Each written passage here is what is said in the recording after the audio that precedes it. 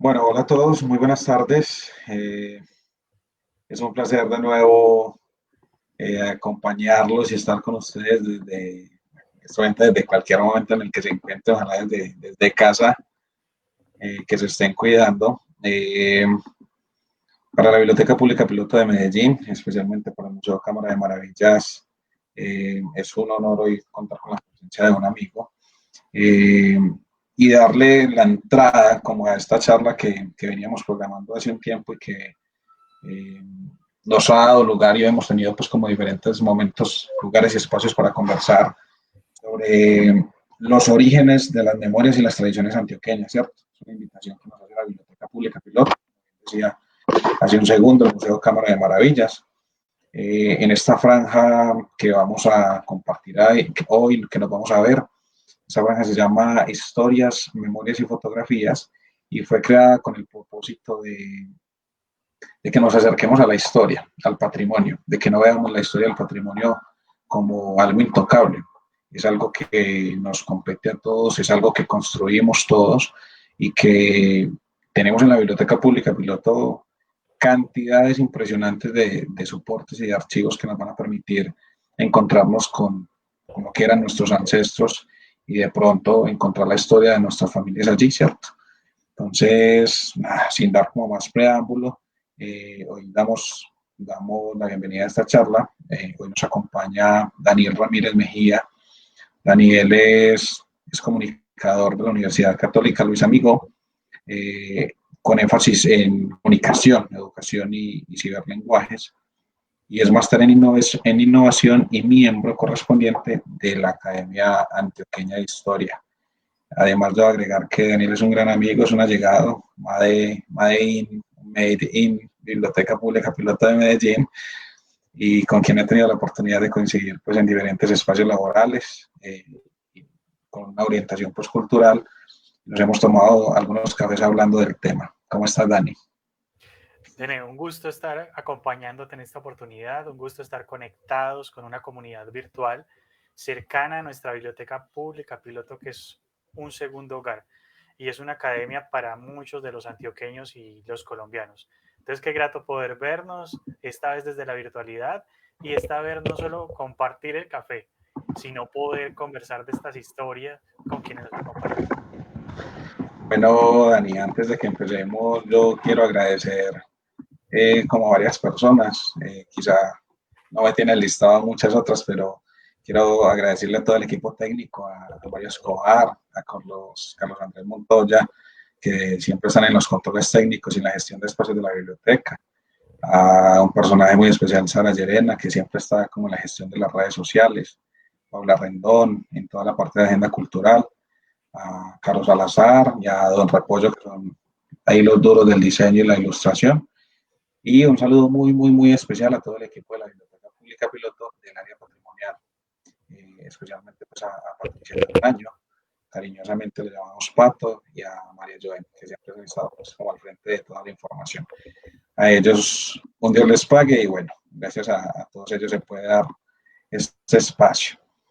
Bueno, sin más ni menos, Dani, yo creo que en muchos momentos hemos hablado de la historia, ¿cierto? De la historia de los antioqueños, de las familias, de los apellidos, de muchas costumbres que nosotros tenemos y que vamos a tocar como en todo este recorrido.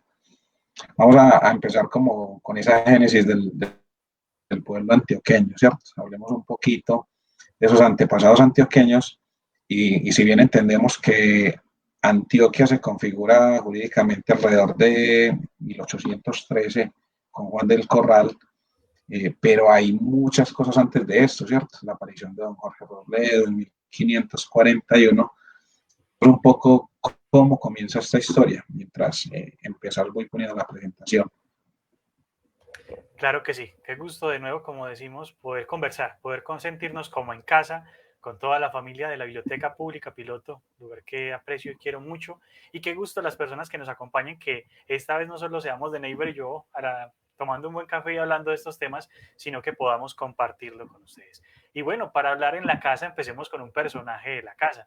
Como lo planteaba don Manuel Mejía Vallejo en Los Abuelos de Cara Blanca, nos da un contexto magnífico donde nos recuerda que en esta etnogénesis del pueblo antioqueño se integran muchas culturas, se integran muchas personas y todas estas diversidades dan forma a lo que es la antioqueñidad. Entendamos, como nos mencionabas de Neighbor, muy valioso, que si bien tenemos un hito histórico y jurídico en 1813, ya venían 3 siglos en que estaban pasando cosas y ya venían miles de años donde nuestros ancestros nativos también estaban configurando una gran historia.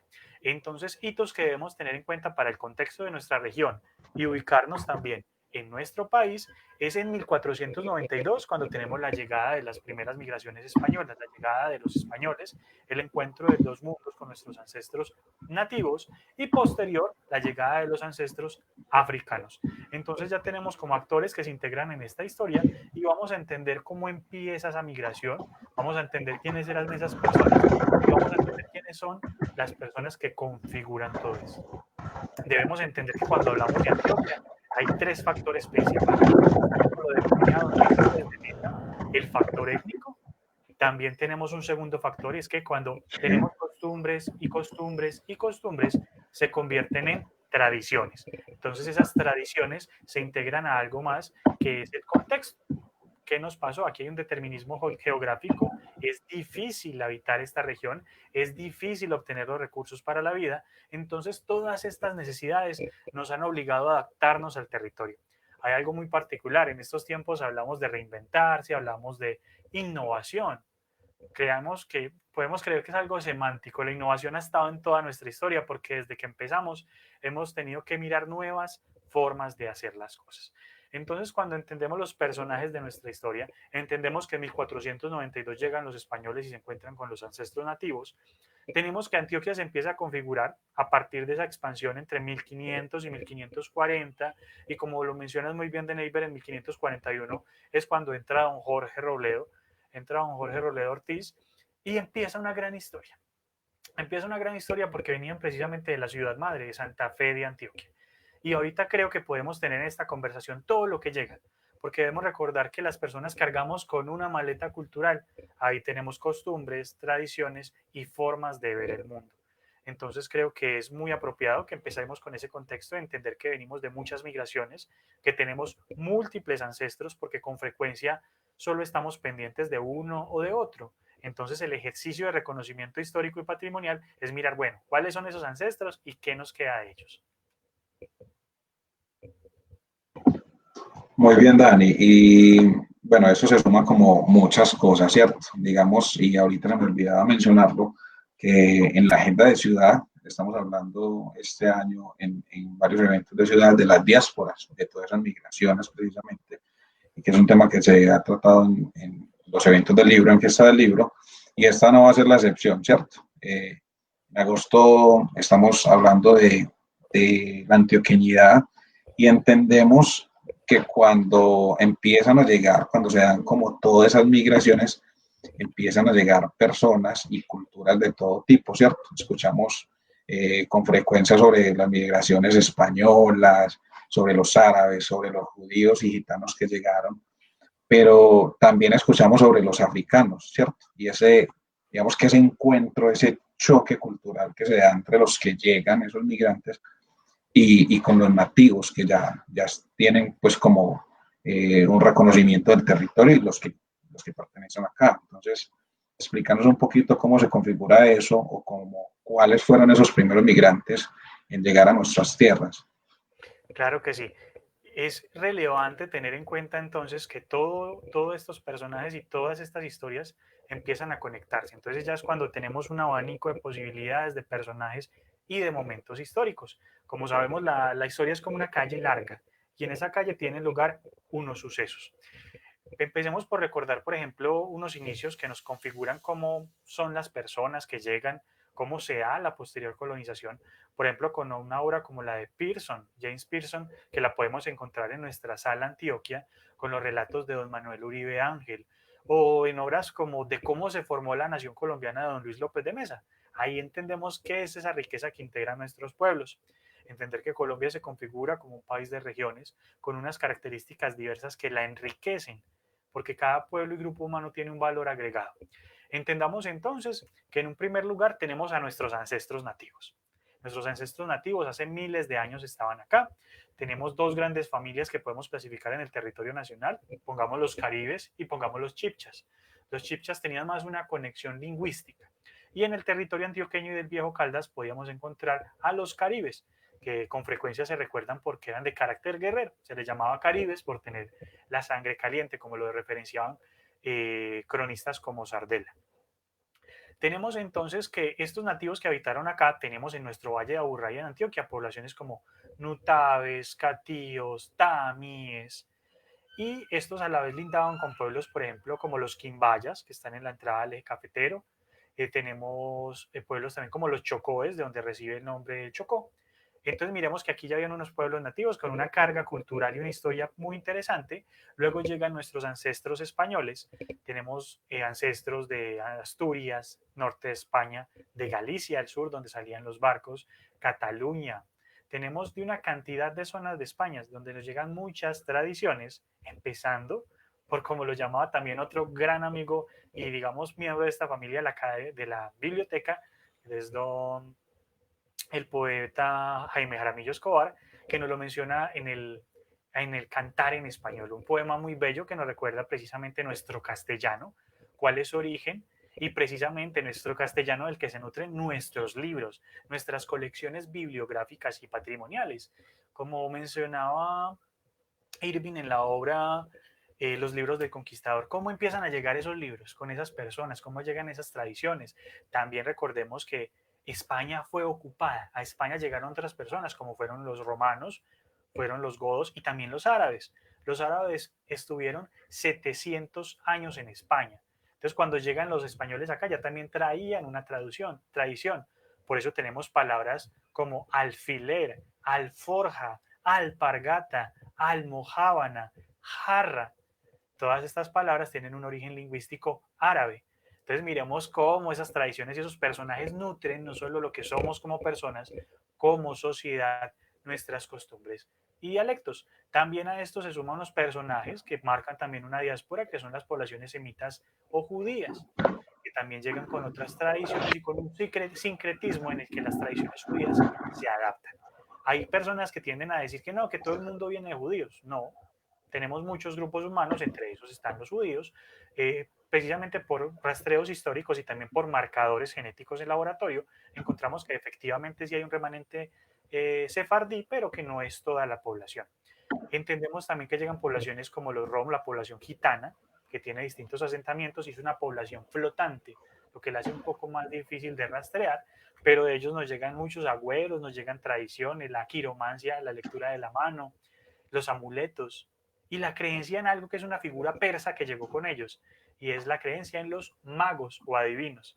Entonces vemos cómo empieza a escribirse esa historia y se van conectando nociones de muchos pueblos. No, es que usted me tocó ya todos los temas que vamos a ver de ahí en adelante, pero eso es muy interesante, Dani, porque finalmente cuando estamos reunidos en familia o en los hogares, uno hace muchas cosas que se le vuelven como del paisaje, ¿cierto? Eh, Asearse las manos, bueno, ahorita vamos a hablar un poco de eso y a la final se quedan ahí, ¿cierto? Y si alguien nos pregunta de venir, ¿de dónde viene eso? Uno no tiene como la forma de decirle, si no tiene el conocimiento, como que, hey, no, es que eso viene desde acá, eso llegó con los migrantes. Y vamos, antes de tocar todo eso, a irnos un poquito como a qué momentos o a qué tiempos o a qué lugares llegan como estos migrantes, ¿cierto? O sea, cómo fue la entrada y la expansión de esos migrantes en Antioquia, porque hubo como varios momentos especialmente, ¿cierto? Santa Fe de Antioquia, Medellín y Marinilla. Contanos un poquito cómo llegan y cómo empiezan a entrar esos migrantes acá a Antioquia. Listo, ya configuramos como quiénes eran esos migrantes, quiénes eran esos grupos humanos. Ahora conectémoslos al territorio. ¿Cómo empieza esta historia? Entonces tenemos la población nativa local. Después de Andalucía, al sur donde salían la mayoría de barcos, los barcos salían por algo que se denominaba la ruta de Indias. Esta ruta de Indias finalmente llegaba a Cuba y de Cuba ya llegaba pues a las costas. Entonces entendamos que estas migraciones llegan por lo que hoy conocemos en un primer momento por Urabá, por lo que se conocía por el Golfo de Urabá. Allí hay una población que se llama San Sebastián, porque los españoles en esta zona se toparon con unos nativos guerreros que les atacaban con dardos envenenados.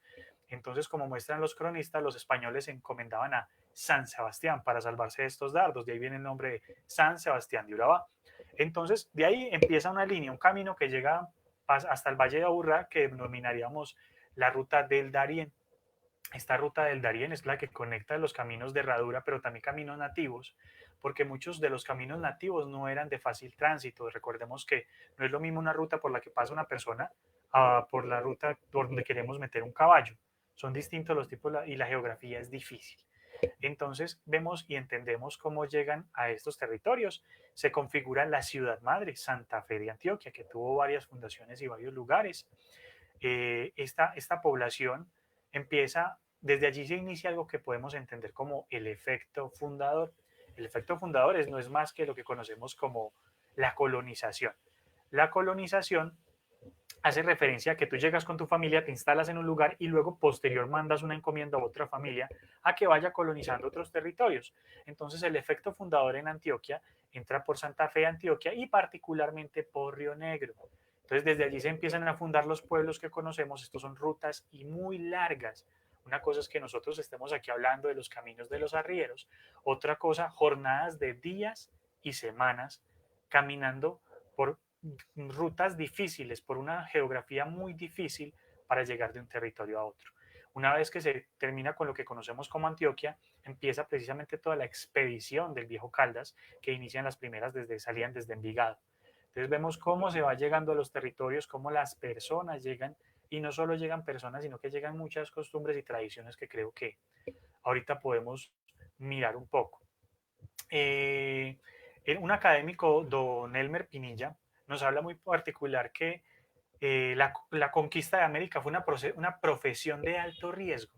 Era difícil, habían enfermedades, eran rutas por las que no se había transitado. Entonces estamos ante una labor titánica de los expedicionarios para reconocer un territorio. Y creo que ahorita podemos abordar un poco esos elementos muy positivos que se integran de toda nuestra historia. Como podemos notar con frecuencia hay luces y sombras, a veces hay cosas muy buenas y hay cosas a mejorar. Entonces creo que en el ejercicio histórico no se debe parcializar, sino hacer un análisis de ambas cosas para ver qué se puede mejorar y qué se puede conservar.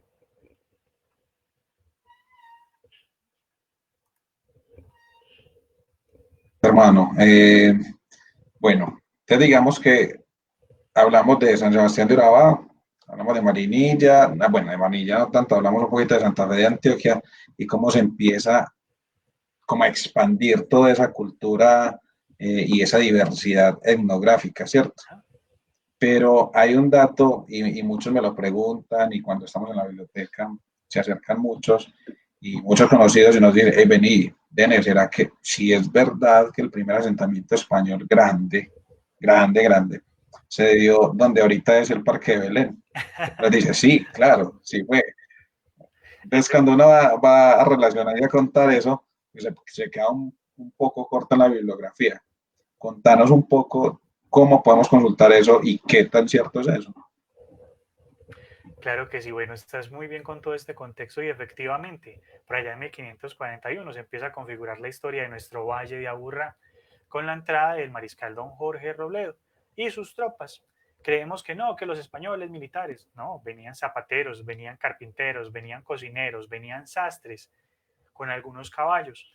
Ellos bajan por lo que hoy conocemos, digamos por el Cerro de las Tres Cruces, cercanías, y ellos también entran por lo que hoy conocemos como el barrio Belén. En ese entonces se conoció como Aburrá de los Yamesíes. Los Yamesíes fueron los primeros nativos que se encontraron con ellos. Hay unas poblaciones nativas con las que hubieron choques y enfrentamientos, pero hay otras poblaciones nativas que por el contrario se llevaban muy bien con los españoles. Tal era el caso de los Yamesíes que habitaban lo que hoy conocemos como Belén. Entendamos que el caso del Valle de Aburrá es un caso muy similar a lo que se vio en el departamento de Antioquia. Hay una entrada, en un primer momento se entró por lo que hoy conocemos como Belén, pero luego la ruta se mejoró y se logró ya entrando por lo que hoy conocemos como el barrio Robledo. Entendemos entonces que llegan y se funda, toda la fundación empieza en torno a lo que conocemos como el Parque de Belén. Por eso es que Belén es el barrio más antiguo de Medellín. En el Parque de Belén se asentaron las primeras familias, como los Uribes, los Londoños, los Pérez y muchas otras familias, incluso los Montoya. Entonces tenemos a Burra de los Llamesíes en lo que hoy conocemos como el Parque de Belén. Luego pasaríamos a la otra banda y llegaríamos a lo que hoy es el Poblado, que en aquel entonces se conoció como el Poblado de San Lorenzo de Aburrá. Luego, buscando precisamente como, digamos, el ejercicio del comercio, estar en un lugar más estratégico, luego nos pasamos a lo que hoy conocemos como el centro de Medellín, a lo que sería posteriormente la Plaza Mayor, es decir, lo que hoy conocemos como el Parque de Berrío. Entonces vemos como nuestra población es flotante, entramos por el Parque de Belén, luego vamos al Parque del Poblado, luego pasamos a lo que conocemos como el centro. Y en toda esta urbe se empiezan a sentar las familias, se empiezan a forjar una serie de tradiciones y empieza un ejercicio comercial que comenzó, que convirtió lo que era una villa de paso, porque no era una de las principales eran Río Negro, Marinilla, el Santuario, lo convirtió en lo que hoy conocemos, uno de los principales urbes de nuestro departamento. Entonces, sí, muy interesante que conectemos esto. Los campamentos de los españoles era lo que se llamaban el Real. En este Real era donde ellos precisamente, digamos, campaban y ahí empiezan esta serie de fundaciones.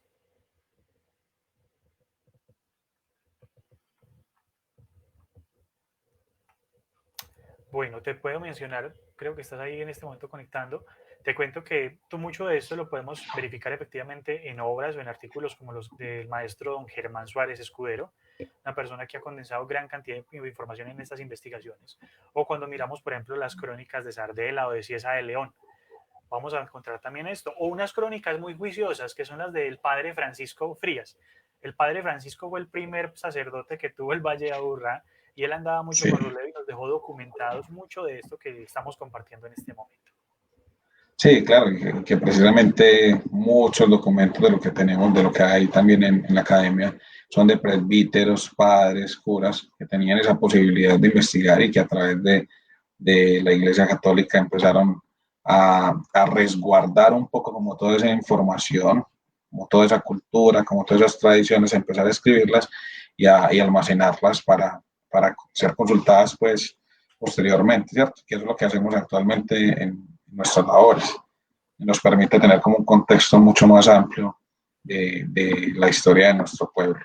Antes de seguir, Dani, quiero preguntar, por aquí me están diciendo que no están viendo la presentación, voy a volver a ponerla, tú la estás viendo, ¿cierto?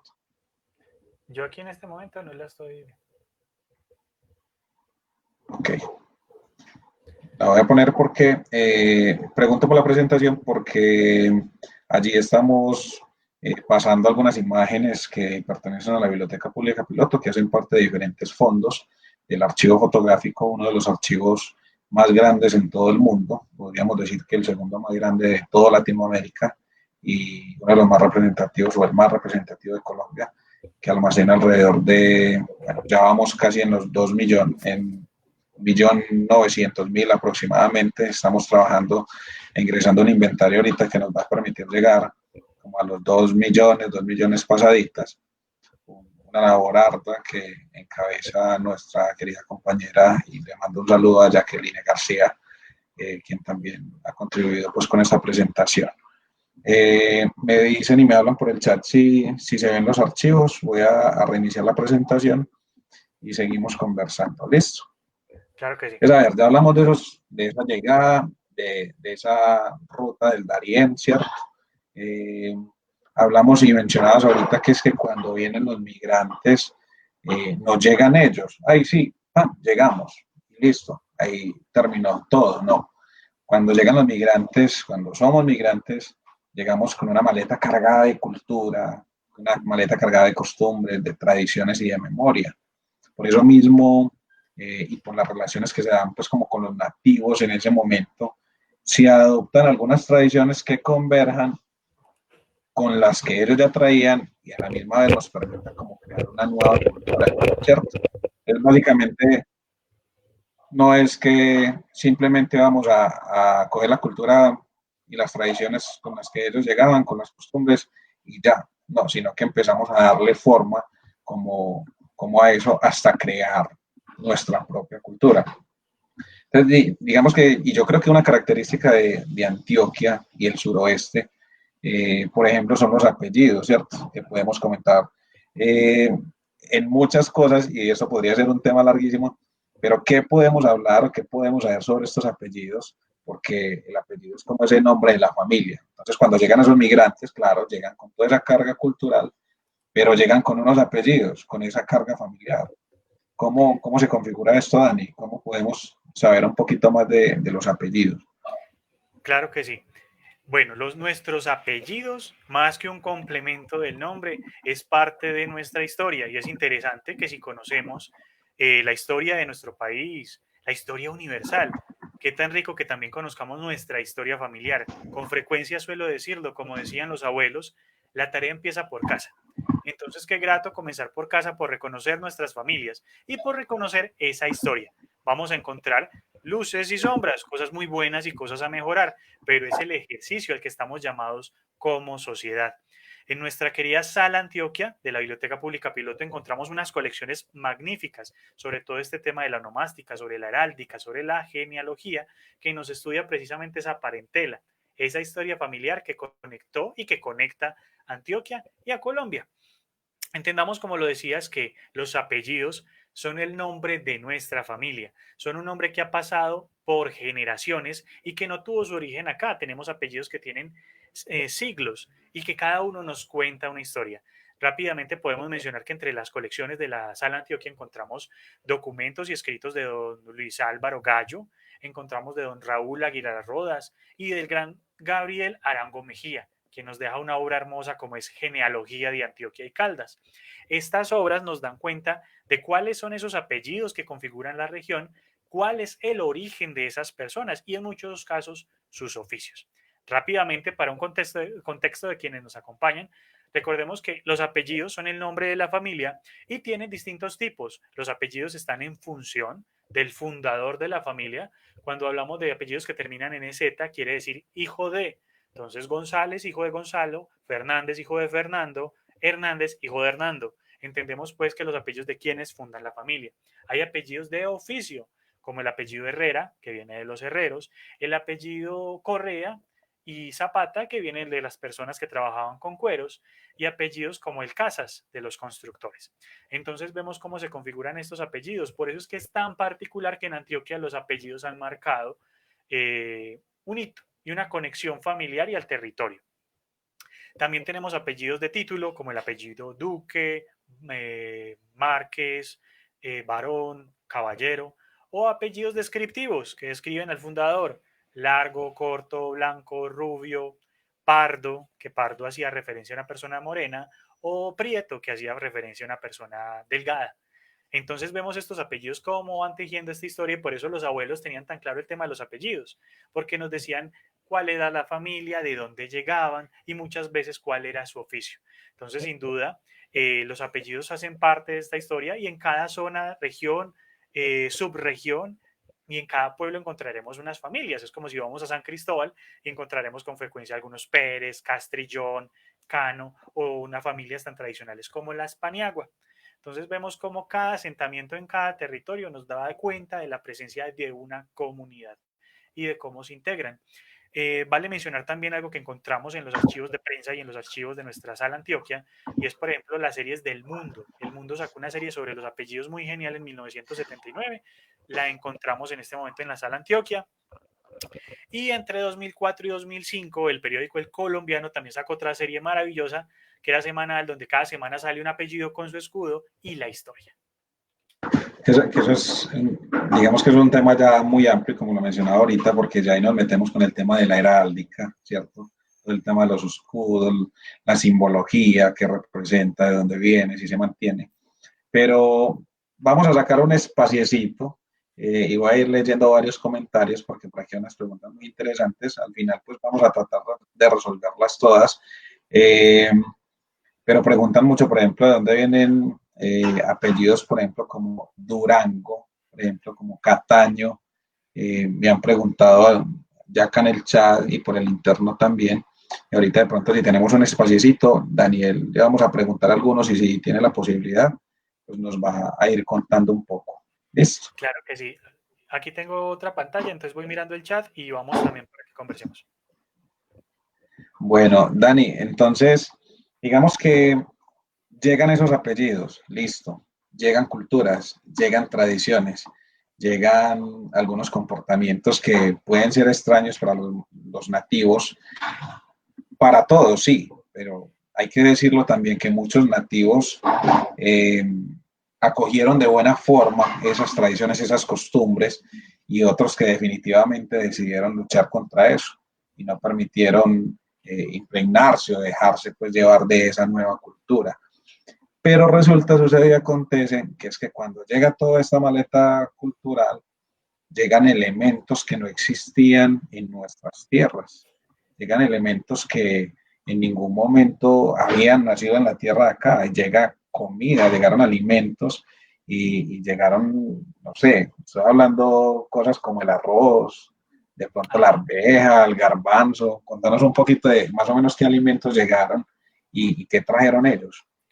Claro que sí, a veces tendemos a imaginarnos todo color de rosa y repito, tenemos luces y sombras, cosas muy positivas, pero otras que nos ponen a pensar.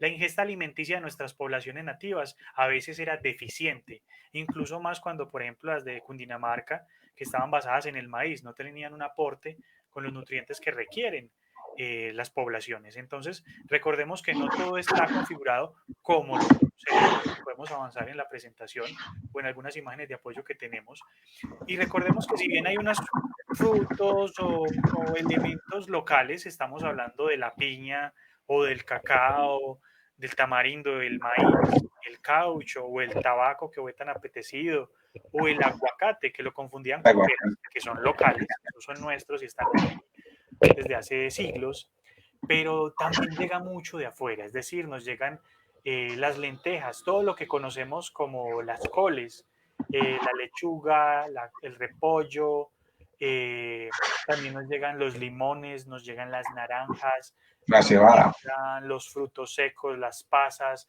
todo lo que conocemos como condimentos, la caña de azúcar, de hecho la panela, todo esto nos llega con los españoles, manzanas, la cebada, no lo teníamos acá. Entonces es importante destacar eso. Y también de nuestro ancestro africano hay una particularidad. La caña tiene un origen ancestral en África. La pasan a España, donde tiene un proceso de aclimatación y luego para que pueda pegar en el trópico andino, o sea, para que pegue aquí la caña, la tienen que traer de África a España, de España a América, y acá pega, y de ahí viene nuestra querida panela, y de ahí el agua panela, los tragos o el agua dulce. Entonces, y el limón, que también lo traen de España, pero particularmente quienes lo llevaron a España fueron las poblaciones árabes. Entonces vemos cómo llegan una cantidad de elementos y alimentos que no teníamos acá. Incluso si podemos avanzar en la imagen, creo que podríamos poder ver algo sobre los animales, porque también conectan un poco con esa dieta.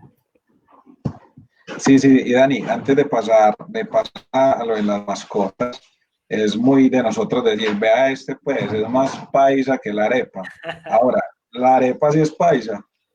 Bueno, te cuento, Dene, que hay un dilema desde hace un buen tiempo. Se hacen varias referencias, en especial algunos académicos y algunas personas concuerdan en lo siguiente. Tiene una preparación muy similar, aunque es hecha con maíz, a preparaciones que hacían los árabes, o preparaciones semitas, que es una base como una tortilla. Pero también se encontró en poblaciones nativas de Venezuela que hacían una preparación como una tortilla. Entonces ahí tenemos pues que puede tener dos orígenes. Qué particular también que nos mencionas lo de la arepa porque se integra a nuestra bandeja paisa. Y cuando analizamos una bandeja paisa o cuando analizamos la comida, también tenemos una lectura de los pueblos. Nuestra bandeja paisa integra unos granos de origen americano, integra en morcilla, que tienen un origen inglés, alemán y español. También tenemos la panela con la que hacen el guarapo, que es de origen africano. Tenemos también el consumo del cerdo, el chicharrón, que es una costumbre muy tradicional del País Vasco. del País Vasco creamos el compartir con el clan, el cerdo del 31 de diciembre, de compartir en familia con los míos. Efectivamente es una tradición muy del norte de España, frontera con Francia. También nos llegan, por ejemplo, los sancochitos, el sancocho que es tan delicioso, o la preparación del ajiaco. Estas sopas tienen un origen africano. Los africanos tenían este tipo de preparaciones. Hay otra preparación muy particular, y es que nosotros vemos los celtas como un pueblo lejano y tenemos mucha conexión con los celtas. El decir toco madera es un muy tradicional de los celtas. Qué hueso de... Aquí escuchamos mucho el hueso de calambombo, la sopa de hueso. Sí, sí, sí. Esto es muy celta, es una preparación celta, el hervir la carne y el hueso, esto es muy celta, y también los estofados o sudados son preparaciones germánicas del centro y norte de Europa. Dani, muchas gracias por ampliar esa información. Sí, es que siempre dicen, no, es que este es más paisa que la arepa. Y claro, está siempre esa controversia ahí de, no, que soy venezolano, que es una masa mora. Y hacia eso iba, porque yo sé que a la bandeja paisa la acompaña la masa morra. Bueno, contanos un poquito de eso, vos que eso es claro. en ese tema de la masa mora.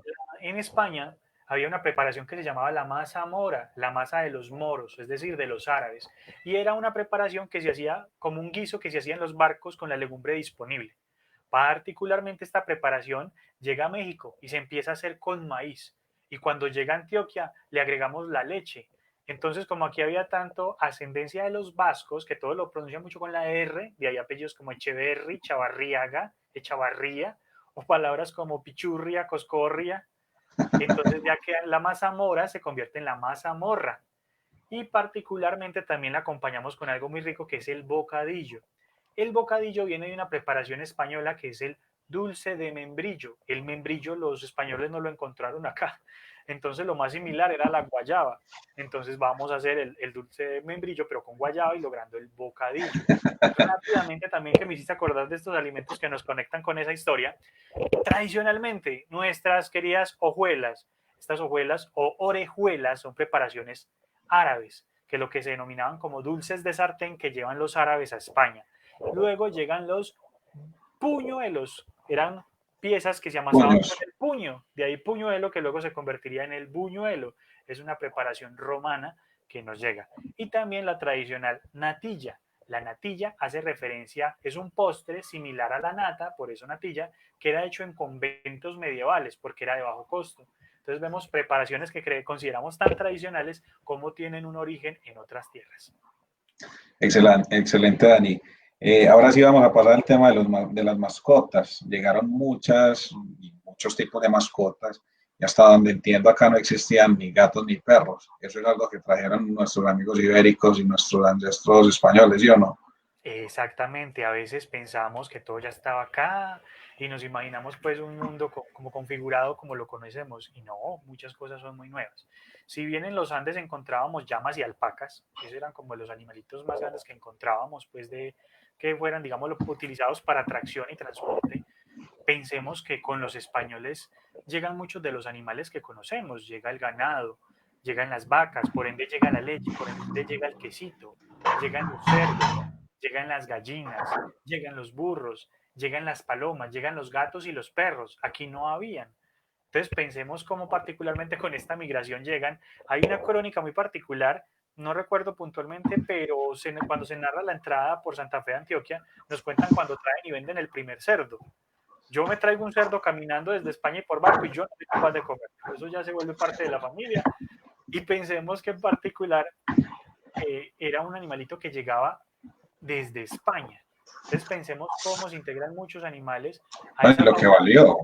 y a esa historia de esas granjas que se convierten en las fincas. Entonces miremos cómo muchas cosas que vemos como comunes no eran tan comunes. Ahí voy a hacer un paréntesis y no solamente pasaba con eso, posteriormente pasaría con la fotografía, ¿cierto?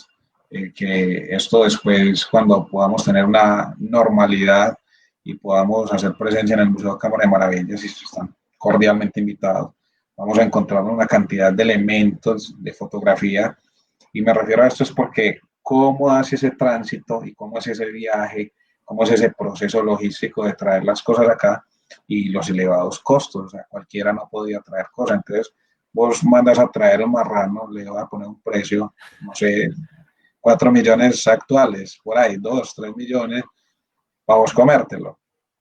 Era algo muy, muy extravagante. Sí, de hecho, el primer cerdo que se vendió en Santa Fe, Antioquia, en moneda de hoy sería más o menos en 4.500.000. Bueno, no está tan mal. Eh, digamos que, bueno, vienen los alimentos, vienen los apellidos, viene todo esto, pero hay algo muy tradicional y algo que cualquier persona dice, este pelado es campesino, o este señor es campesino, o esta señora es campesina. Pero, ¿qué lo configura como campesino? Podríamos hablar en este caso entonces de la vestimenta y de los aditamentos que acompañan, ¿cierto? El poncho, el carriel, el machete, son objetos que ya estaban acá o que también llegaron. Pues yo tengo entendido, y me corregís ahí, hace poco lo sacábamos también en el museo, el poncho es como un primo hermano de la ruana, ¿cierto? Sí. Solo que el poncho es para tierra más tropical y la ruana obviamente pues para un clima frío. Contanos un poquito de eso que llega de las vestimentas, de los paños, de los objetos y los aditamentos que van llegando también con estos migrantes. Claro que sí. Bueno, entonces entendamos, como lo mencionas, que es una figura que se nos vuelve como frecuente de las zonas rurales, que en un momento dado estaba frecuente en todas las personas. Entendamos que ahí es cuando surge la figura del paisa. El paisa viene del paisano, el que veo en el panorama, en el paisaje, el que me acompaña en la vereda, el que vive cerca de la finca. Y precisamente cuando empiezan las encomiendas en Antioquia, que son las que se recorren al lomo de mula, todo nuestro territorio, hay ciertas, digamos, piezas del vestuario. Hay un vestuario que está desde el muy antiguo, desde sus principios, hay otro vestuario que es tardío y que llega después del periodo de independencia, pero entendamos que, por ejemplo, piezas como el poncho o la ruana, como lo mencionabas, ellos son primos, el uno es de tierra caliente y el otro de clima frío, llegan precisamente, eh, creo que es Rocío Dúrcal que habla de la ruana del viejo hidalgo, se rompe para hacer ruana. Es precisamente Sí, la señor. capa española que sirve para el frío, que sirve para las temperaturas. Otras personas lo asocian con piezas de cubiertas semitas o árabes, o sea, que puede tener distintos orígenes, y es una pieza que tiene múltiples propósitos: protegerte del calor, protegerte del frío, ayudarte para taparle la cara al caballo, a la mula, para que no bote la carga. Tiene muchas funciones, ¿cierto? Ese es el Sí, sí, sí. poncho, que llega precisamente como una pieza hispana, y cuando miramos también se conecta mucho con una pieza que es el tapapincho, que es como el delantal que con frecuencia vemos, y este tapapincho no es más que uno, pues un delantal, pero también se configura para no tener que parar en la jornada, y si la persona tenía que orinar en medio del camino, o hacía lo que estaba haciendo y continuaba el recorrido, no tenían que parar porque para eso estaba el tapapincho. Llega el machete, precisamente, ¿qué es un machete? Es un cuchillo largo que finalmente sirve como arma, pero que también se configura como esa pieza de arma que portaban las personas.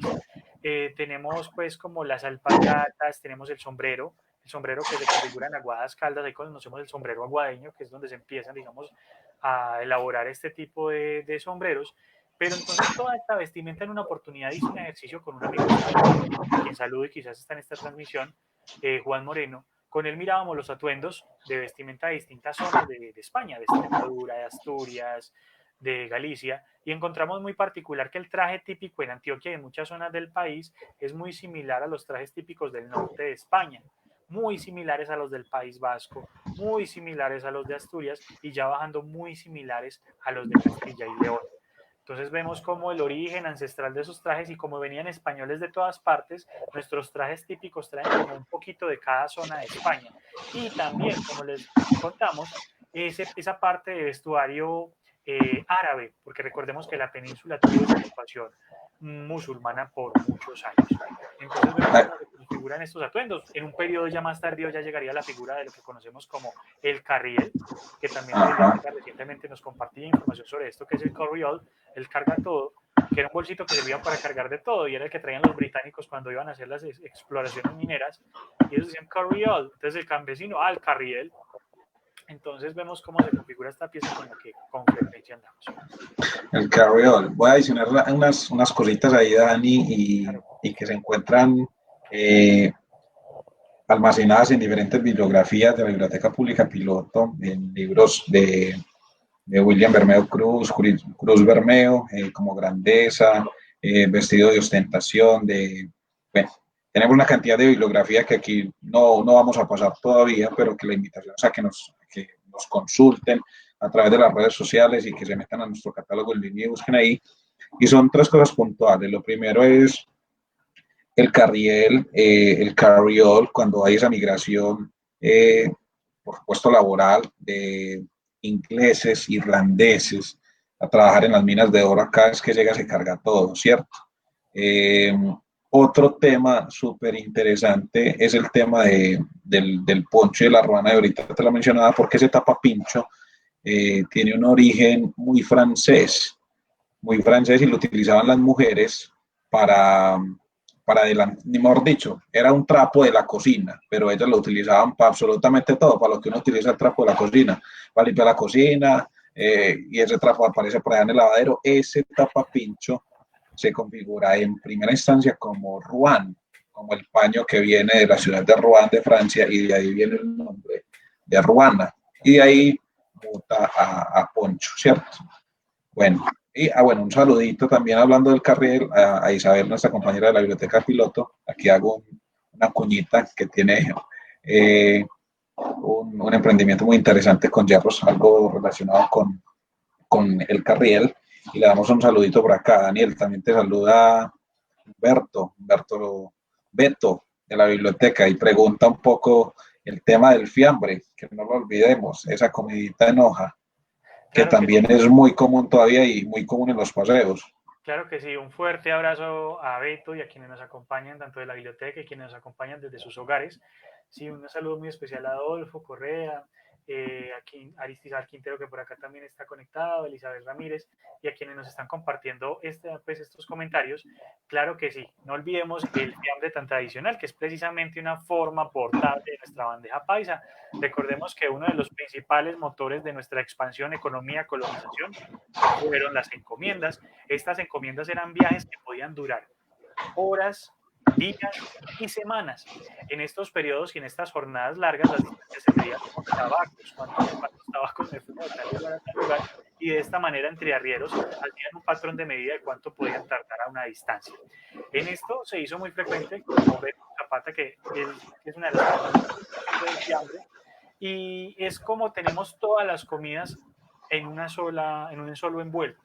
¿Para qué? Para evitar hacer muchas paradas. Entonces, en una parada tenemos prácticamente 2 o 3 comidas del día y de esta manera nos rinde más la jornada y el recorrido que tengamos. Por aquí también alguien nos preguntaba, creo que algo más. Eh, Miremos si tenemos alguna otra pregunta acá. Hay bastantes comentarios. Tenemos aquí, Creo que aquí a lo largo de la conversación hemos estado aclarando pues todos estos puntos y si surgen nuevas inquietudes iremos contestando. bueno, Dani, no, muchas gracias a todos por participar. Nos han llegado muchísimos mensajes, muchísimos, y ahorita vamos a seguir contestando un poco de cosas. Eh, Vamos a dos cosas muy puntuales, Dani. Entonces ya hablamos como de todo ese momento histórico de la llegada, que traen, por qué lo traen, cómo lo traen. Pero entonces, esa configuración de las tradiciones, de esas costumbres, cómo se van adaptando a nuestra, en ese momento, cultura, que ya es cultura, pero en ese momento eran como algunas tradiciones, eh, cosas como, por ejemplo, lavarnos las manos. ¿Cómo se va dando? Por ejemplo, no, es que yo me voy a lavar las manos antes de comer, que digamos es costumbre, sí, ahorita mucho más, obviamente, por el tema global que nos cobija. Pero esas costumbres de, por ejemplo, lavarnos las manos, de reunirnos los domingos en la casa de la mamá, ese matriarcado que siempre nos ha acompañado y que las decisiones siempre se amparan en las mamás, el por qué los patios internos de la casa en cuanto a infraestructura, como para no alargarnos pues en tantos detalles. Bueno, podríamos englobar a grandes rasgos lo siguiente. Con el paso del tiempo, las costumbres se convierten en tradiciones y las tradiciones se convierten en la cultura. En la cultura entendemos una figura que se denomina el ethos. El ethos es el sentido profundo de las culturas, es decir, todas las regiones tienen un ethos, como país tenemos un ethos, y ese ethos son las características como que dan un valor agregado. Efectivamente, el tema de lavarse las manos, tenemos, bueno, un tema de higiene, pero que en ese entonces no era visto tan de higiene, y también un tema ritual. El lavamanos en comedores se asocia mucho a prácticas árabes, semitas, incluso judías, y por ejemplo el baño diario en Europa a veces no se percibía por el tema de la vanidad. Los españoles lo encontraron en nuestros ancestros nativos. Los ancestros nativos veían el baño no como aseo, sino como un ritual donde se encontraban con la madre naturaleza. Entonces, con frecuencia hacían inmersiones en fuentes de agua. Entonces, el estilo de las casas, miremos que una casa en Antioquia, por ser trópico andino, tenía un patio central. Estos patios centrales pueden tener unos estilos romanos, unos estilos mozárabes, pero si vamos a la capital con el clima frío debemos estar sellados. Entonces tenemos unas viviendas con un estilo más germánico o más inglés. Entonces vemos cómo se va configurando y tantas formas de hacer las cosas, la figura matriarcal, precisamente cómo se configura en las familias el valor de la mujer que ha estado presente en toda nuestra historia, y también el tema de los domingos. Hay algo muy particular y ahorita veíamos una foto del mercado. El mercado, ¿qué día era? Los domingos después de misa. Entonces vamos y llevamos el mercado a la casa de los papás y allá nos quedamos. Y vamos a tomar el algo, vamos a compartir. Y es el punto de encuentro del clan. Porque recordemos que nuestro clan, nuestra familia, como les conocemos ahora, son esa parentela en la que no solo habían basadas relaciones de familia, sino relaciones comerciales. Entonces muchas veces nos encontrábamos a ver cómo iban las cosas. Muy completa, yo creo que la ilustración. Muy completa, Dani. Ahora que hemos hablado un poquito como de historia para ir cerrando ya, digamos que, como vos decís, tenemos esa cultura, que es una cultura y una riqueza étnica impresionante. Hablemos del presente, ¿cierto? Muchas veces decimos que no, que pereza, que nos conquistaron los españoles. Veas que si nos hubieran conquistado los franceses o los ingleses, mejor dicho, veíamos los, los berracos de acá. Pero si vamos a revisar y si vamos a realizar un ejercicio geopolítico, ¿cómo están esos territorios que fueron conquistados por los anteriores países nombrados? Pues, por decir algo, por Francia, por Inglaterra. Claro que sí. Bueno, como nos mencionas, muy importante que mencionas esa palabra, geopolítica, entender la geografía profunda que configura los territorios. Es muy importante esto porque con frecuencia uno puede escuchar esto, Dene, y es bueno que tengamos esas claridades porque hace parte de nuestro contexto. Pensemos en lo siguiente, hay países que se enfrentan a situaciones económicas aún más complejas que las hispanas, que las de Hispanoamérica. Pensemos que nosotros no fuimos una factoría, nosotros fuimos un virreinato. Nosotros fuimos un virreinato y tenemos particularidades. Yo menciono con frecuencia esto y es que en 1600 se funda Harvard, en 1636, y nosotros en Hispanoamérica ya teníamos 13 universidades. Pensemos que nuestra Universidad de Antioquia también fue fundada por los españoles, pero pensemos que los territorios donde llegan las poblaciones del Reino Unido o franceses fueron factorías de explotación por lo general. Pensemos, por ejemplo, países como Pakistán. Pakistán fue una colonia británica. Pensemos en Kenia y en Sudán, colonias británicas como están. Pensemos en la India, que recientemente repunta. Pensemos en Jamaica. Pensemos en Birmania. Pensemos en Egipto o Belice. Todas fueron colonias británicas y hoy sus resultados nos dejan una lectura entre líneas. También pensemos que cuando mencionamos, por ejemplo, a los franceses, miremos cómo está Haití. Entonces entenderemos cuáles son los contextos que varían y entenderemos por qué son las diferencias entre una factoría donde llega a haber una explotación o otro territorio donde efectivamente llegamos a fundar pueblos. Entonces es importante que tengamos esa claridad. Y ya también pensemos cuando se habla de Norteamérica o de Canadá, que es que ahí también tienen unas centrales comerciales y bancarias. Entonces también ahí se mueven otro tipo de economías. Entonces, ¿cómo entenderíamos el valor de la diversidad? Y en esto me explico un poco, lo hablábamos pues por fuera de cámara y siempre ha sido un tema muy de nosotros. Somos muy dados como al tema del racismo, ¿cierto? Al tema de decir, ay, es que este aborigen, ay, es que este afro, ay, es que no sé qué. Nos damos mucho a eso, pero realmente no le estamos dando esa importancia, esa relevancia a ese valor étnico. Exactamente, bueno, tenemos que entender nuestro factor étnico, como lo menciona la obra de Luis López de Mesa en el factor étnico, o como lo mencionamos, por ejemplo, con distintos autores, cuando hacemos una lectura, entender que la diversidad étnica se constituye como una gran riqueza, porque son todos esos grupos humanos que se integran en nuestra sociedad. No hay más ni menos, solo diferencias particulares que nos nutren. Entonces ese llamado, si bien todos estamos integrados como sociedad colombiana, es también mirar aquellas características propias de cada manifestación cultural y entenderla como una riqueza, entenderla y cuidarla.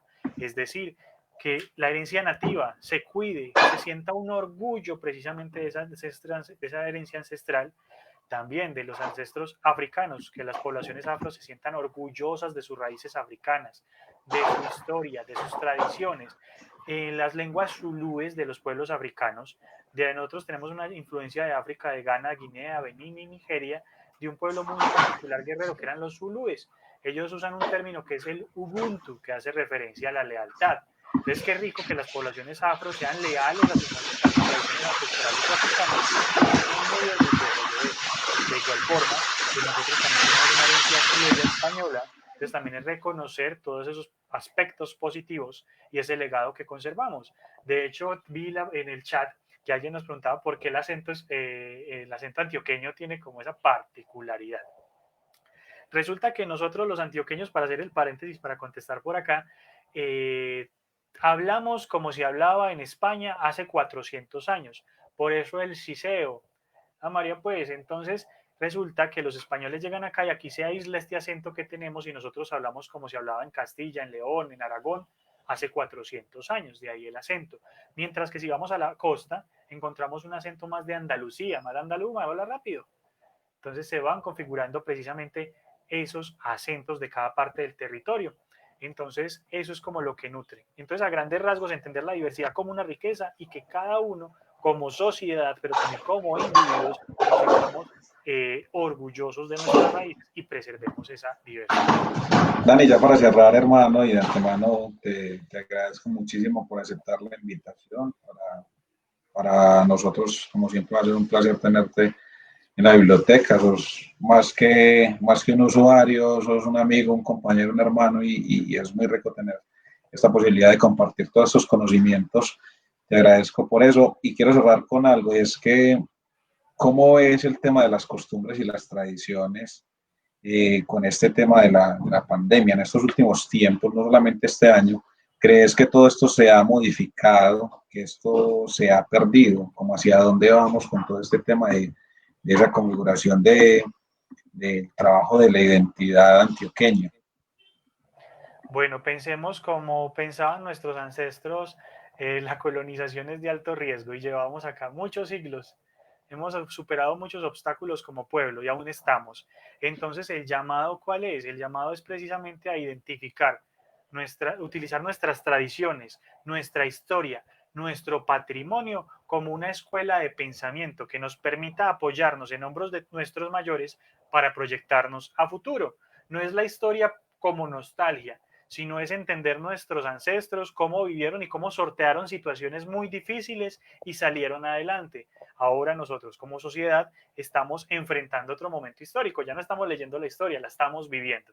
Entonces, como colectivo, ¿cómo aprovechamos la historia, el patrimonio, la tradición para entenderla como esa herramienta que nos puede ayudar a proyectar a futuro lo que somos como región y como país, donde todos como ciudadanos aportemos a esa construcción y cambio?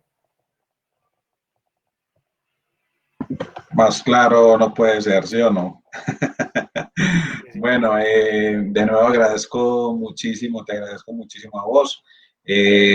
Vamos a sacar un espacito, dos, tres preguntas puntuales, porque la conferencia estaba programada para que durara 45 minutos, nos encarretamos, llevamos mucho rato.